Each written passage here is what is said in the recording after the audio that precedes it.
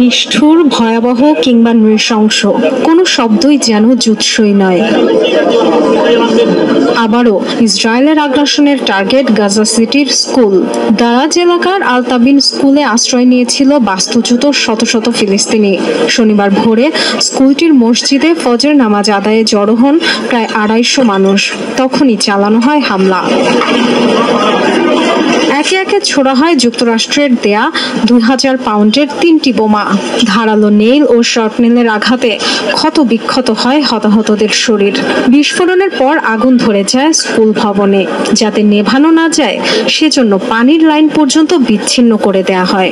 ভেতর থেকে ভেসে আসছিল আহত দগ্ধ মানুষের চিৎকার, হাহাকার।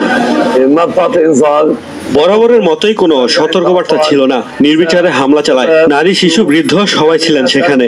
তারা মসজিদে শান্তিপূর্ণভাবে নামাজ আদায় করছিলেন। শিশুরা ঘুমাচ্ছিল। আমরা তাদের ছিন্ন ভিন্ন মরদেহ উদ্ধার করেছি। মসজিদে ফজরের নামাজ আদায়ে জড়ো হয়েছিলেন মুসল্লিরা। 3টি মিসাইল পড়ল, 2টি বিমান থেকে, আরেকটি ড্রোন থেকে। যারা প্রাণে বেঁচেছে তারাও সবাই গুরুতর আহত। অনেকের অবস্থাই আশঙ্কাজনক। কাছাকাছি আল আহলি আরব হাসপাতালেও তৈরি হয় এক বিভীষিকাময় পরিস্থিতি। রক্তপাত, অঙ্গবিচ্ছিন্ন মানুষের ভিড়, তবে নেই প্রয়োজনীয় চিকিৎসার ব্যবস্থা। ক্ষতবিক্ষত মরদেহ শনাক্ত করাও কঠিন হয়ে পড়ে স্বজনদের জন্য। বর্বরতম এই হামলার তীব্র নিন্দা জানিয়েছে ফিলিস্তিনি স্বাধীনতাকামী গোষ্ঠী ইসলামিক জিহাদ। আলতাবিন স্কুলের ধ্বংসস্তূপের মাঝেই আদায় করা হয় নিহতদের জানাজার নামাজ। প্রতিবারের মতোই এবারও ইসরায়েলের দাবি, হামাসের হেডকোয়ার্টার হিসেবে ব্যবহৃত হতো স্কুলটি। সে কারণেই চালানো হয়েছে অভিযান।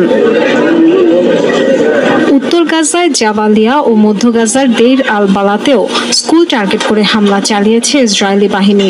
হতাহতের শিকার অনেকেই। ইসরায়েলি বাহিনীর হামলায় প্রাণ হারিয়েছে আরো 2 সাংবাদিক। তারা ফিলিস্তিনের বেতার ও সম্প্রচার মাধ্যমে কাজ করত বলে জানা গেছে। শুক্রবার নেতানিয়াহু বাহিনীর পৃথক পৃথক হামলায় খান ইউনিসে মৃত্যু হয় তাদের। বিমান হামলায় পরিবারের অন্যান্য সদস্যদের সাথে প্রাণ হারান এই 2 সাংবাদিক। তাদের একজন ফিলিস্তিনের ভয়েস রেডিও, অন্যজন আল আকসা চ্যানেলে কর্মরত ছিলেন। এই ঘটনায় তীব্র প্রতিবাদ জানিয়েছে ফিলিস্তিনের সাংবাদিক সিন্ডিকেট। পদ্ধতিগত অপরাধের বিচারে আইসিসির কাছে দাবি জানায় সংস্থাটি। গাজায় আগ্রাসন শুরুর পর এ পর্যন্ত ইসরায়েলি হামলায় প্রাণ হারিয়েছেন আন্তর্জাতিক সহ বিভিন্ন গণমাধ্যমের 168 সাংবাদিক। সক্ষমতা বাড়ালো ইরান। স্থল এবং আকাশ পথের পর এবার সমুদ্র সীমাতেও তৎপর আইআরজিসি। বিশাল নৌবহর প্রদর্শনের মধ্য দিয়ে আরো একবার শক্তিমত্তার জানান দিল তেহরান। শত শত ড্রোন আর মিসাইলের পাশাপাশি প্রদর্শন করা হয় 2500-এরও বেশি যুদ্ধ সরঞ্জাম।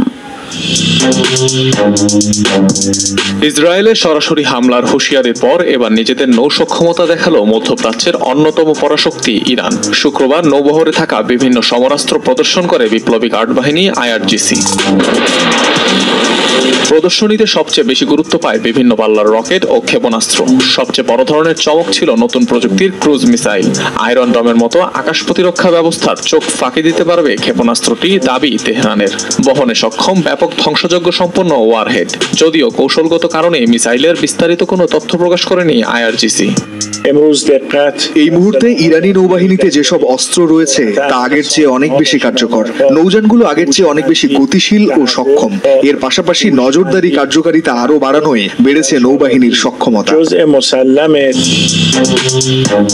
গেল কয়েক বছর ধরে ড্রোন প্রযুক্তিতে ব্যাপক পরিবর্তন এনেছে ইরান।